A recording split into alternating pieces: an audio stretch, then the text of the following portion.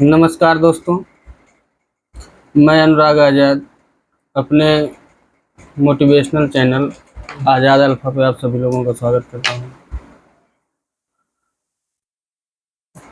मैं आज आप सबके सामने एक बहुत ही संवेदनशील मामला, जो कि भारत की लोकतंत्र व्यवस्था और भारत को उपनिवेशवाद से लोकतांत्रिक राज्य बनाने तक का जो सफ़र था, उसमें जो हमारे क्रांतिकारी थे, जो नेता थे हमारे, चाहे वो गरम दल हो चाहे नरम दल हो, उनका जो योगदान रहा, उनका जो बलिदान रहा, उनका जो त्याग रहा, क्या आज समय के साथ जो ये परिवर्तन आपको लगातार देखने के लिए मिल रहा है, क्या ये आप इससे सहमत हैं कि जिस डेमोक्रेसी की बात हम चाहते थे, जिस डेमोक्रेसी की बात हम अपने सपनों में रखते थे कि हमको इस प्रकार का लोकतंत्रात्मक राज्य बनना है या संघ बनना है या देश बनना है, क्या आज का परिवेश हमें उस सारी स्वतंत्रताओं की जो आधारशिला रखी गई थी उसको परिपूर्ण करते हुए दिखता है? बात मेरा किसी भी राजनीतिक दल या किसी भी पार्टी, किसी भी सत्ता, किसी भी सरकार के समर्थन और उसकी आलोचना से नहीं जुड़ा है। मैं सिर्फ जो मेरे व्यूअर हैं या जो भी मेरे चैनल से जुड़े हुए लोग हैं, मैं इसको आप लोग इसको पत्रकारिता की भाषा में मत नापिएगा, क्योंकि ये हर एक युवा, हर एक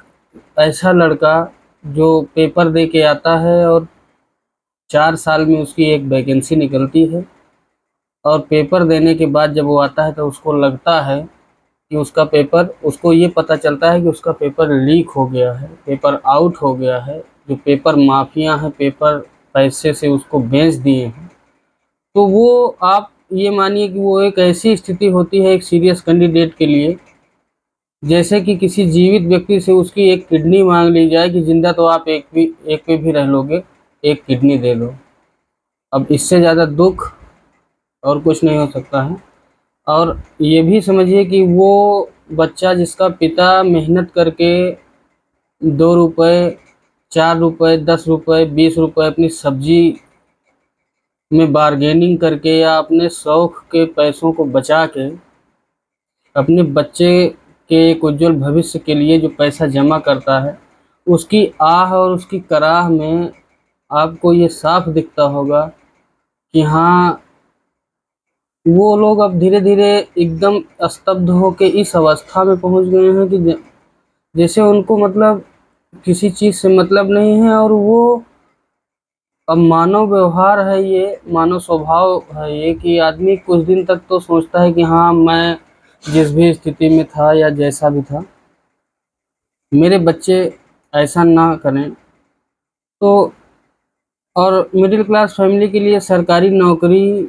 मिलना या सरकारी नौकरी की चाहत रखना एक बहुत आम बात हो गई। आम बात कह लीजिए या ज़रूरत कह लीजिए, जो भी कहना हो कह लीजिए। तो जो भी हमारे सैद्धांतिक मूल्य थे, जो भी लोकतंत्रात्मक व्यवस्था में हमने पारदर्शिता की, जिस पारदर्शिता की हमने बात करी, क्या आज आपको पूरा होता हुआ लक्षित पड़ता है या नहीं पड़ता है? अब अगर आपको थोड़ा सा मैं व्यंग्यात्मक अंदाज में बताऊं, तो जैसे सरकार सरकार या सरकार के किसी भी पॉइंट पे जाके सरकार के किसी भी व्यक्ति या मंत्री, या जो जैसे मान लीजिए 100 लोगों में वो जो 15 लोग टहल रहे होते हैं, जो उनको सब दिखता है कि हाँ, सब कुछ बढ़िया जा रहा है। आप जैसे उनसे कहते हैं मणिपुर जल रहा है, तो वो कहते हैं अरे वो तो जो है बॉर्डर का एरिया है और उधर आग लगी रहेगी तो म्यांमार की तरफ से आने वाले जो विद्रोही होंगे या जो नकारात्मक चीज़ें आएंगी वो जल जाएंगी, इसीलिए मणिपुर जल रहा है। फिर बोलते हैं कि भैया अच्छा ये बताओ कि वो लद्दाख में लोग अनशन पे हैं, किसान आंदोलन कर रहे हैं, तो उनका जवाब होता है कि अरे लद्दाख में जो हो रहा है वो 3 इडियट मूवी में जब फर्जी डिग्री लिया था तो उसकी सज़ा नहीं मिलेगी, उसकी सज़ा तो मिलेगी। 3 इडियट मूवी में उसने फर्जी डिग्री लिया था, उसकी सज़ा मिल रही, वो अनशन करता रहे। और रही बात किसान के आंदोलन की, तो नेताओं ने किसानों के लिए बहुत आंदोलन किए। नील विद्रोह से लेके पवाना विद्रोह तक आप इतिहास में देखिएगा कि हाँ भाई, अगर किसानों के लिए नेताओं ने आंदोलन किया तो आज किसान जो है आंदोलन करें नेता के लिए। क्यों नेता के लिए मैं क्यों कह रहा हूँ, आप इसका आशय समझिए। क्योंकि उधर आंदोलन होता रहेगा, न्यूज़ की कवरेज बनती रहेगी, सरकार का जिक्र होता रहेगा, और फिर उसके बाद धड़ाम से आएंगे और सरकार की सारी चीज़ों किसानों की बातों को मान लेंगे और वोट बैंक बैलेंस करने की बात करेंगे। ये मैं किसी एक सरकार की आलोचना के बिंदु आपके सामने नहीं रख रहा हूँ, ये अमूमन हर एक सरकार में, हर एक उसमें उनके कार्यशैली में दिखता है कि हाँ किस तरीके से जो हमारे द्वारा चुने गए लोग होते हैं, जो जनप्रतिनिधि होते हैं, वो ऐसे ही करते हैं। और चर्चा करने का कोई विशेष मतलब नहीं है, क्योंकि चर्चा मैं इसलिए कर रहा हूँ क्योंकि हमारे देश में जिस लोकतंत्रात्मक व्यवस्था की बात की गई है उसको गांधी और नेहरू के प्रयासों से समाजवादी बना दिया गया था। इसलिए कि हमारी जो व्यवस्था है, जो हमारे शासन प्रशासन या देश को जो अधोमुखी अर्थव्यवस्था की तरफ ले जाता है, वो जो है कहीं न कहीं लोकतंत्र से ही डिसीजन होता है, क्योंकि जो पावर होती है वो सरकार में निहित होती है, और वो पावर किसी न किसी को तो देनी ही पड़ेगी। तो किसको दें, सबसे पहले नंबर सिलेक्शन का ये विषय सामने आता है कि भाई चाहे जिसको दें, बाद में वो तो जो है होना वही है।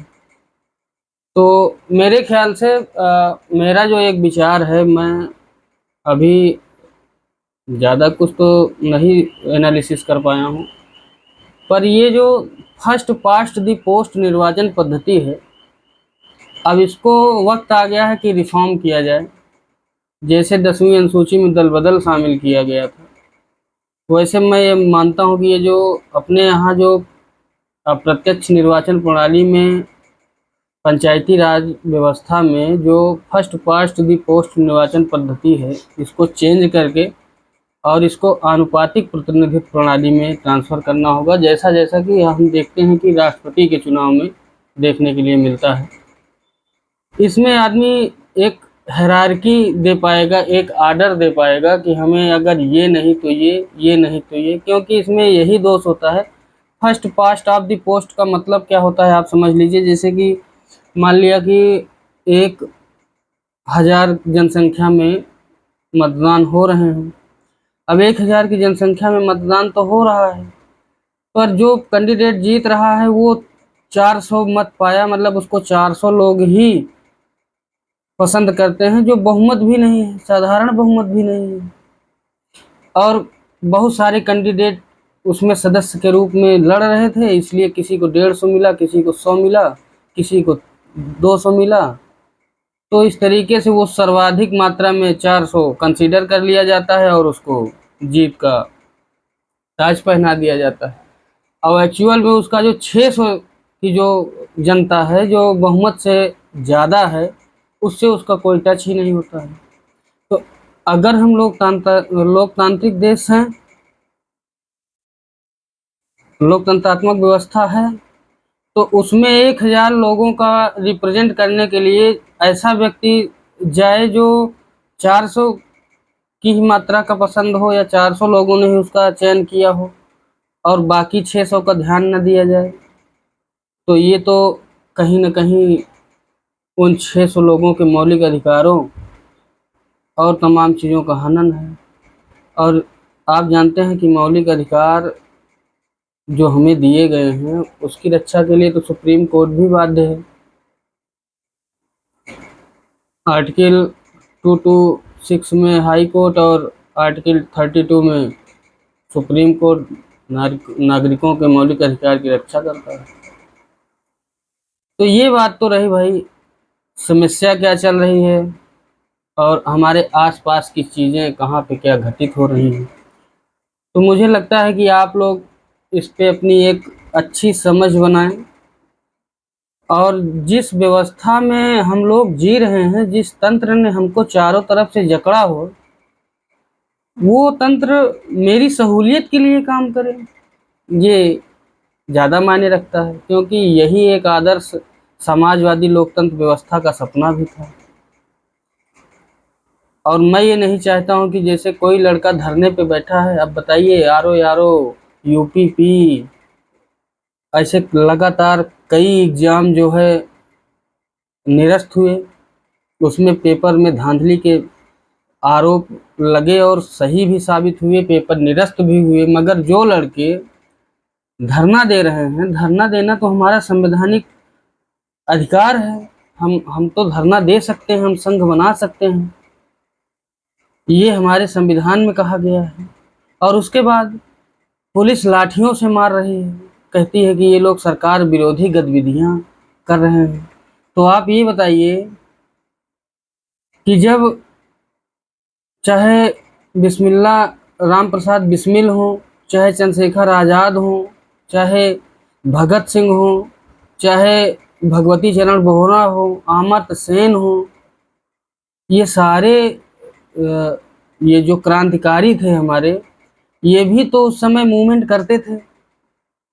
अपनी बात रखने के लिए धरना देते थे। गांधी जी तो धरने को ही अपना हथियार मानते हैं, हड़ताल को अपना हथियार मानते थे। और उस पे जो दमनकारी नीतियां अंग्रेज चलाते थे, और वो कहते थे कि ये सरकार विरोधी गतिविधियां कर रहे हैं, तो इसका मतलब फिर आप उन जो हमारे क्रांतिकारी वीर सपूत थे, आप उनकी भी गतिविधियों को आप ये मानते हैं कि वो भी गलत करते थे। अगर आज का बच्चा गलत कर रहा है, तो आपको ये जरूर तय मान के चलना पड़ेगा कि आप ये कह रहे हैं कि वो भी गलत करते थे। और मारते पीटते जो हैं पुलिस के, जो पुलिस बल होता है वो गवर्नमेंट